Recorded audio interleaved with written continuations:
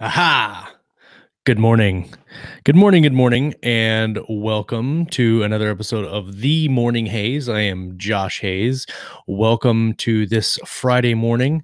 It's kind of cold where I'm at. There's a whole bunch of snow and ice on the ground. I don't appreciate that at all. So if it's nice where you're at, can you send some of your heat to me? Because it's really cold here. Hey everybody in the live chat. It's good to see you guys all here. A lot of people here. Yeah, Nathan says cold. Ha! We don't talk about Canadian cold here on the show. It's Kansas cold, and that's really the only cold that matters. Because, I mean, is Canada even real? I don't think it is. Welcome, Lou and Rick, and consistently Christy and Walt, and everybody that's in the live chat that I haven't seen yet. Thanks, guys, for coming and hanging out with me on this Friday morning. We're going to be motivating people today because I was motivated, and so I thought it would be a good idea to pass that motivation on to you. Speaking of motivation, Rick just said it's 46 in Florida, which is cold for there. I don't even know what to say to Rick. And I know it's nice where Hank's at too. I ain't got time for all that nonsense. It's cold and there's ice on the road. So I don't like that. Anyway, good times, good things happening. I hit 1,600 words today, and oh, where's my notes? I have notes for the show. My monthly total for February is 22,679 words so far. My goal is 80,000. No, I'm sorry. That's my ghostwriting project total. My overall total is 28,000. I don't know if I have too much coffee or not. I'm on a little over halfway through my second pot. So if I'm twitching, that's why. And see, Hank says it's 78. I don't know why. Like, who invited him to the show? It's too hot where he's at for my liking right now. I'll take half of that, Hank. Just send half of it over. We'll call it square. So yeah, I'm at 28,000 words ish for the month. I'm aiming for 80, so I've got a lot of work to do to catch up on. Yeah, there's no such thing as too much coffee unless you're blinking like this. You guys remember that it was Mad TV or Saturday Night Live? There was an episode where the guy just drank he drank weight, like that's all his diet was coffee, and when he blinked like this. Like when he had to take a urine test, it was like pure like coffee, and people were like, maybe that's a different show. So let's see what's going on with me this week. I've been getting some feedback, which is kind of what prompted this episode, and also some other conversations that I've had with some other writers over the last couple of weeks about motivation and getting criticism, both good and bad. I have been getting some feedback on my novel Edge of Valor from the developmental editor Rhett Bruno, who's going through it for Athon Books. And we had a pretty good talk this morning on one of the plot issues that I had. One of the issues that I didn't even see that I had, that he pointed out, and I was like, well, that's kind of dumb. I should have seen that already. And it was like, putting up the flag of like author failure, because definitely should have seen that ahead of time. But it was a good call and a good catch, and it's a very easy fix. So I'm very grateful for that. He's loving the story. I'm really excited to get it out to readers. I'm still not sure when that's going to happen, because as soon as he's done with that, it's going to go into copy and line edits, and then we're going to start pushing the manuscript at Audible.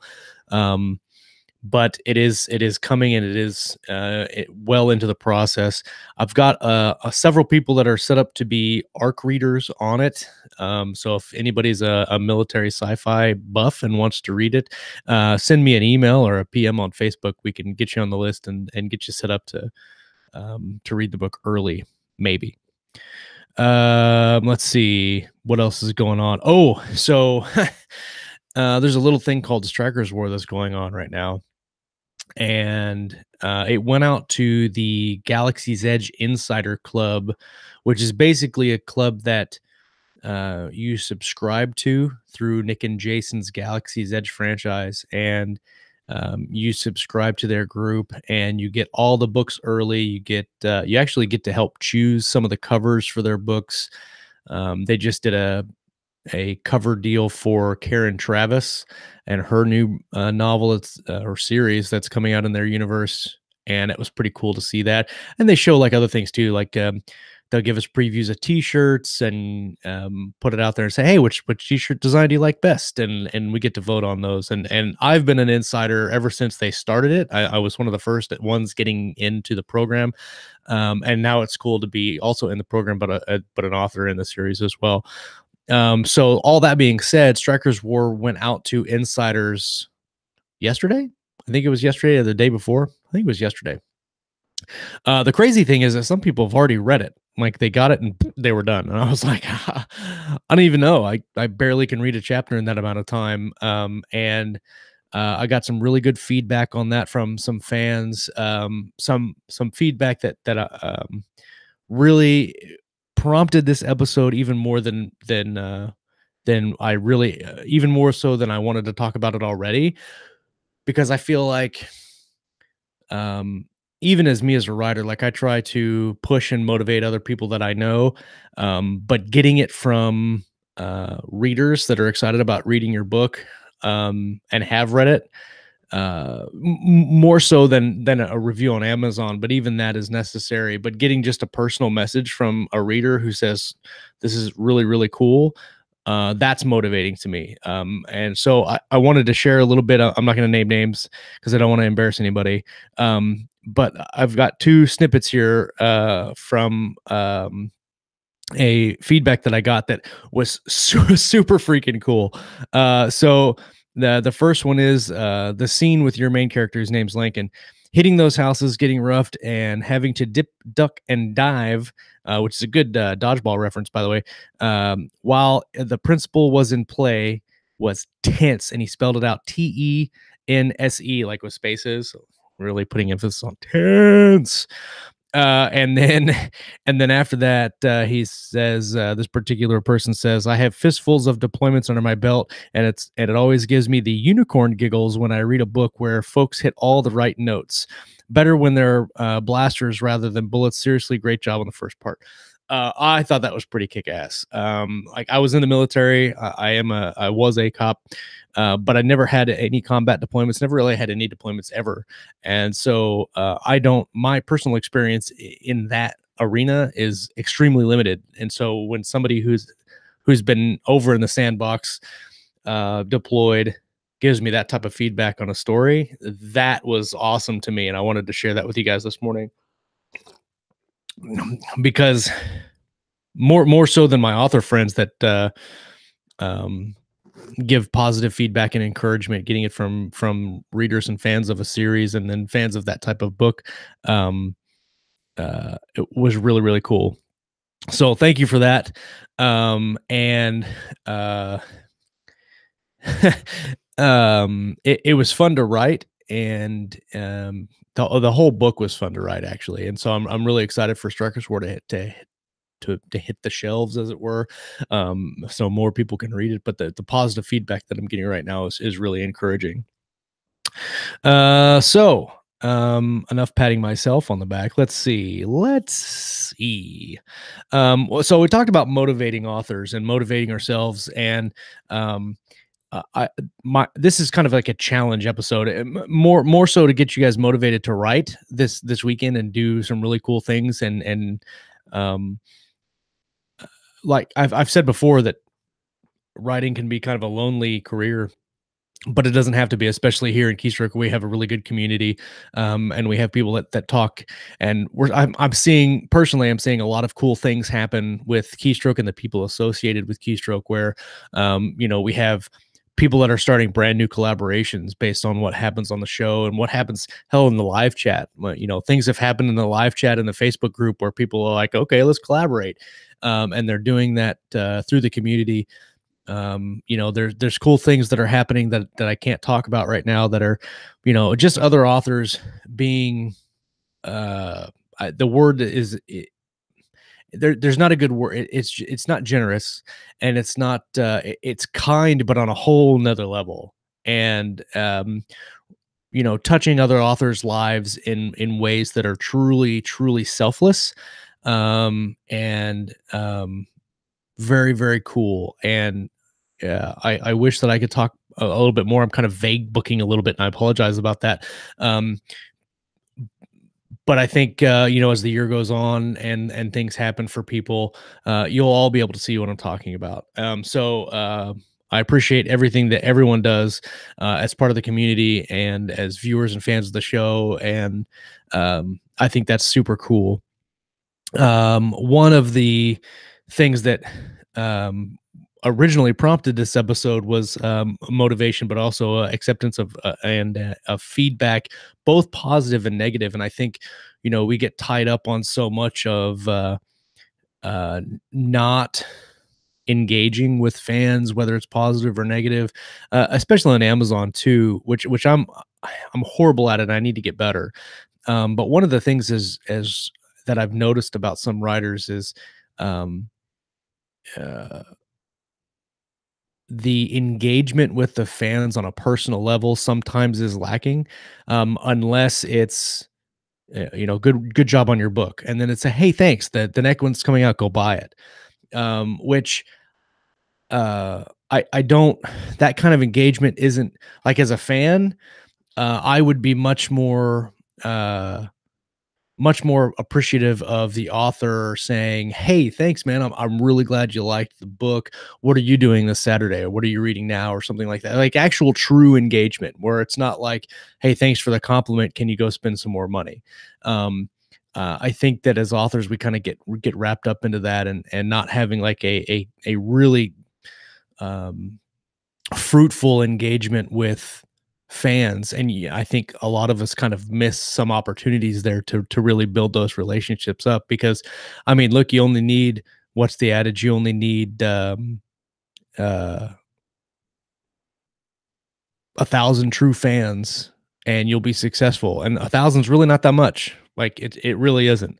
It does seem like it, but when you think that there's a billion, like what, 3 4 billion people in the world, like 1,000 is nothing. It's not a fraction of a percent of anything, and it takes no time to engage on that level.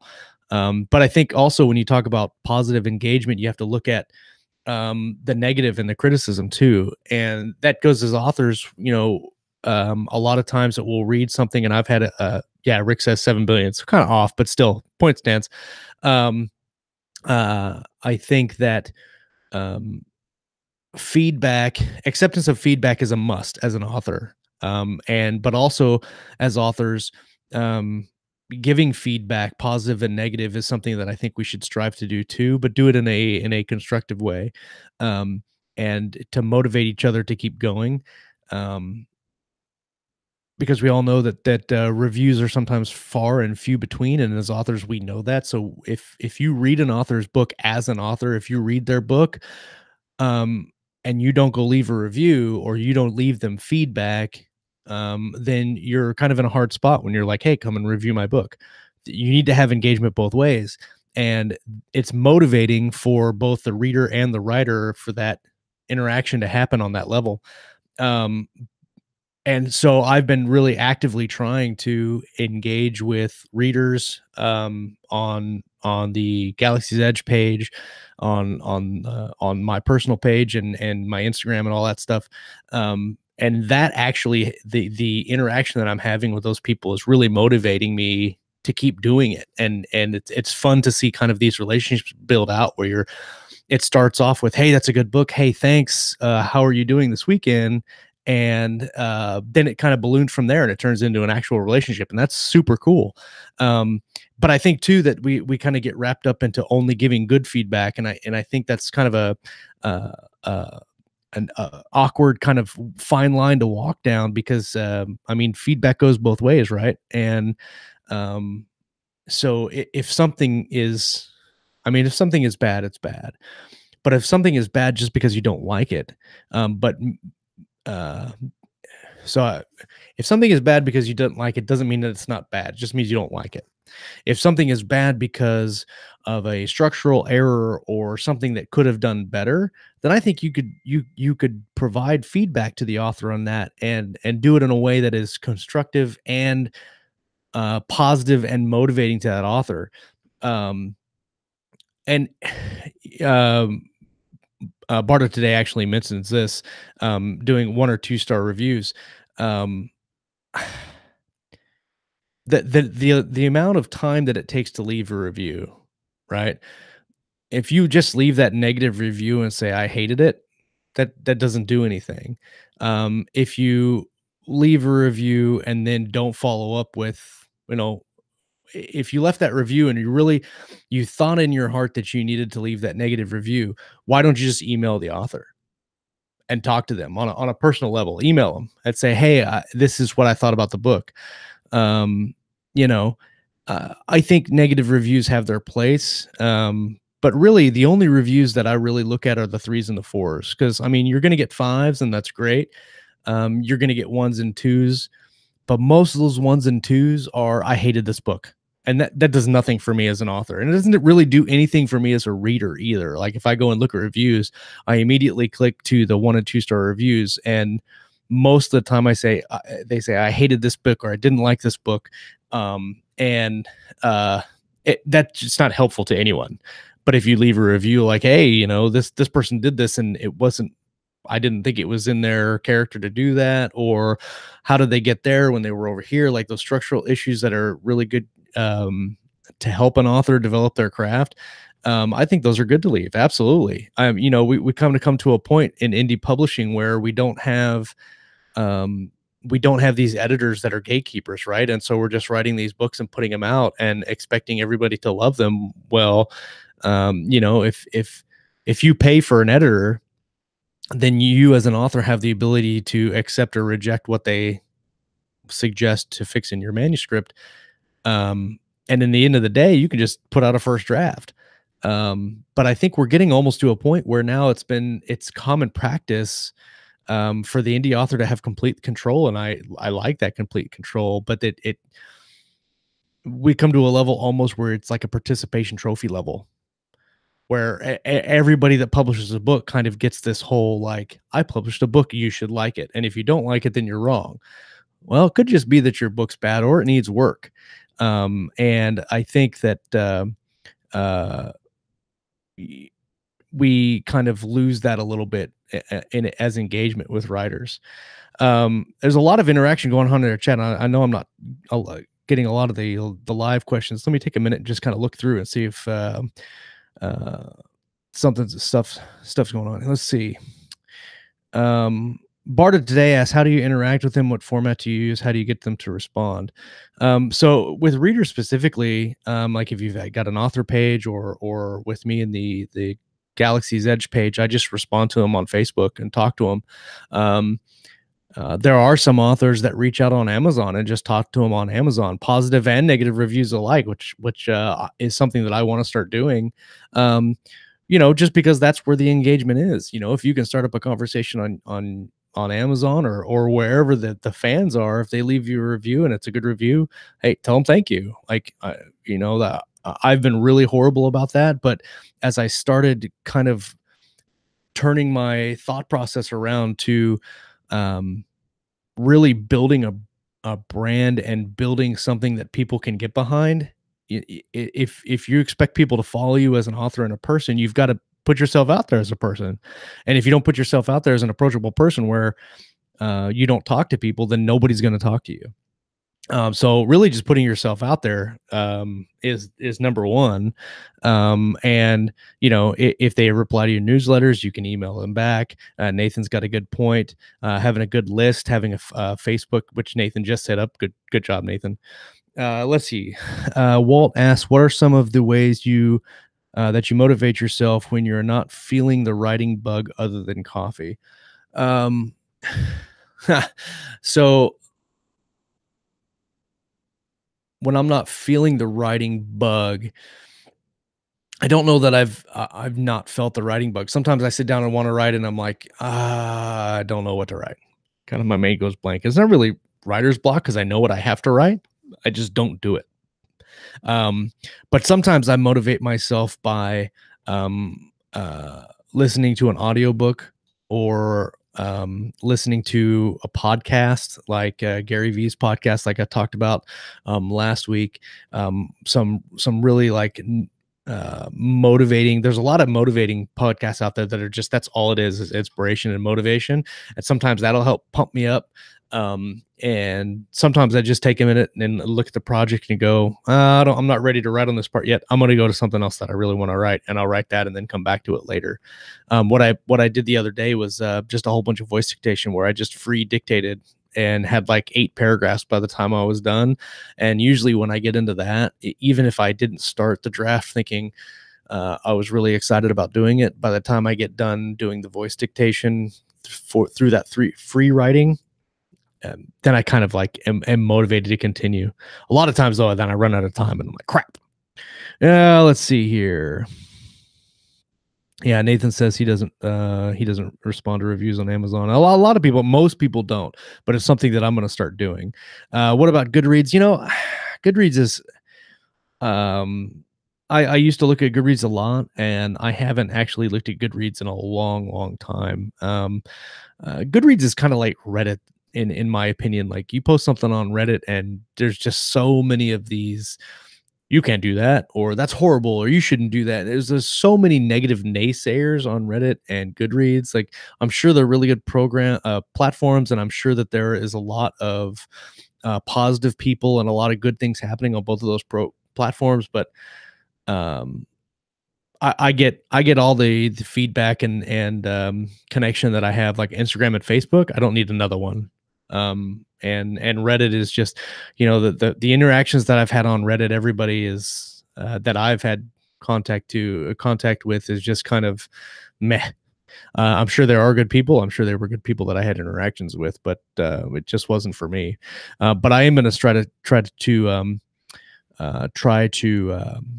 get more on Amazon here in the next few months. Talking in these reviews and thanking people and being outgoing like that and trying to make myself more available. Everyone on Reddit is a writer. That's right, and they all know the best way to do it, and your way is wrong. Let's see here.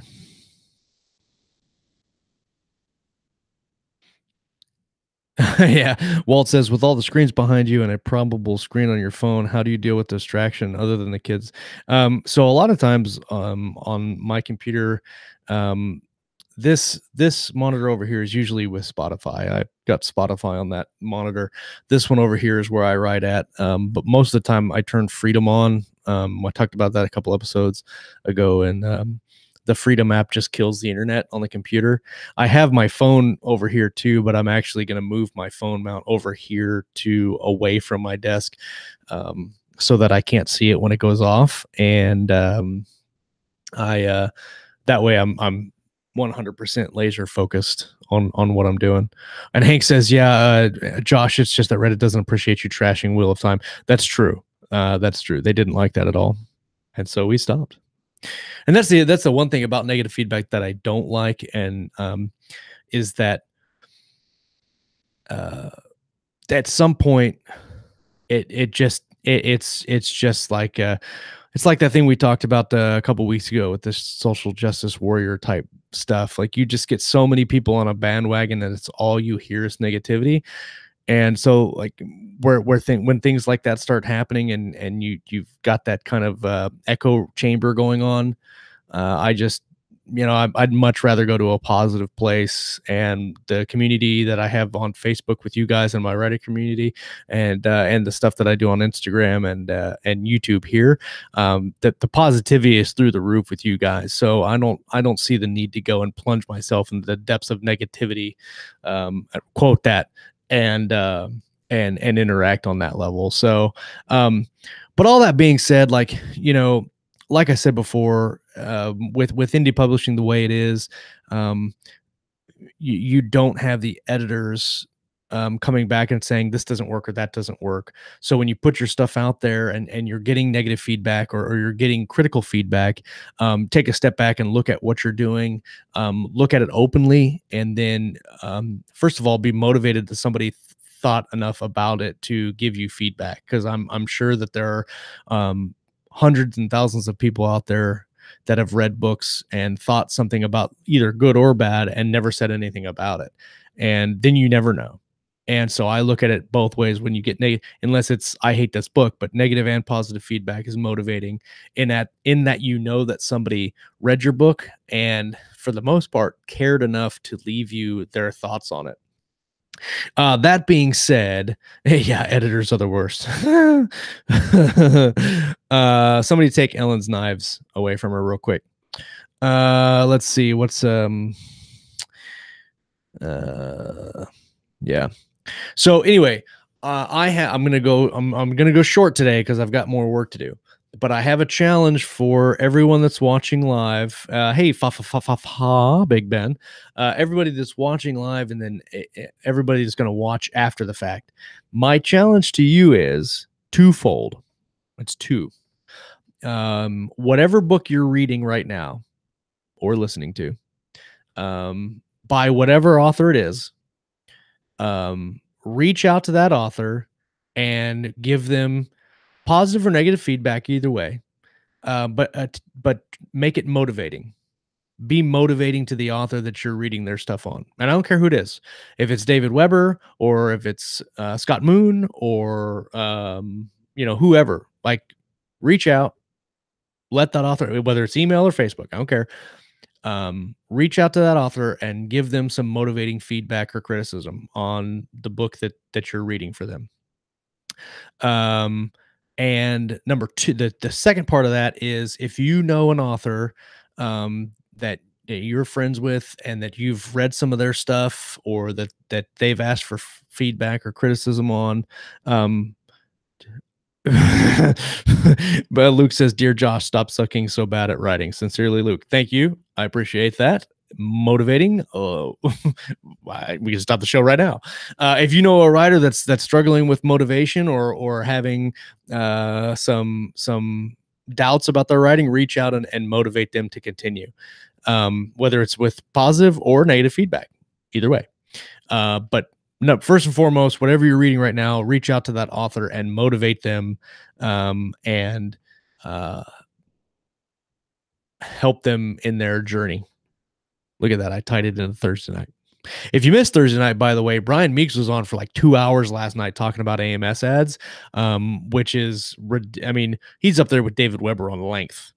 But you need to go check that show out. I'll post it at the end of this show. On the little card deal. Go and watch it. Great episode. Let's see. Consistently, Christy says, there was an author I used to follow who declared her negative reviewers trolls and haters, that people who pointed out plot holes were projecting flaws in their own manuscripts onto hers. Very well. Actually, absolutely very well. And that's the thing. Like, you give a writer negative feedback and they automatically think you're the worst person in the world, or that you have no idea what you're talking about and that you're a troll. Okay. Well, I can't do anything with that. What did Ellen say that everybody's yelling about? What's going on here? Let's see. Can I send you some?